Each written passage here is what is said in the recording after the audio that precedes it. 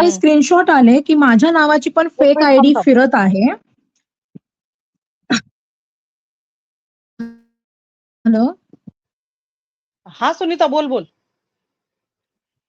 हा, माझ्या नावाची पण फेक आयडी फिरत आहे. तर चॅनल ओनरने ते चेक करावं, कारण माझी नावाची आयडी ही माझी एकच आहे आणि माझे 4,700 सबस्क्रायबर्स आहेत.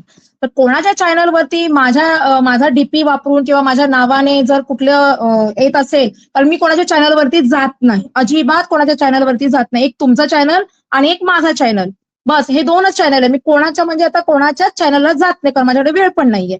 तर कोणाच्या चॅनलवरती माझ्या नावाची फेक आयडी येऊन जर तिथे घाण करत असेल तर ती रिस्पॉन्सिबिलिटी चॅनल ओनरची आहे. त्यांनी ती चेक करावी, बघावं किती महिन्याची किती वर्षाची आहे ते, आणि ते त्यांना ब्लॉक करायचं तर करू देत, नाही तर त्यांना एंटरटेन करून घ्यायचं असेल तर करून घेऊ देत. मला त्याची काही देणं घेणं नाहीये. तर मी फक्त हे सांगण्याचं माझं काम केलेलं आहे की फेक आयडिया या फिरत आहेत. सो चॅनल ओनरने स्वतःच्या जबाबदारीवरती ठेवावं.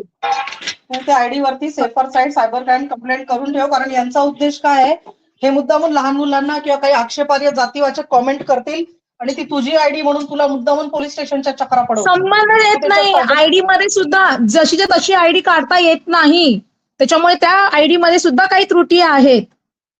आणि माझं एकच चॅनल आहे आणि माझं एकच आहे, माझे सबस्क्रायबर्स आहेत, माझं स्वतःचं चॅनल आहे, माझी आयडी नाहीये. अरे पण सेफ्टीसाठी एक सायबर क्राईम कंप्लेंट करून ठेवायची, सिंपल. तर माझ्याकडे ती लिंक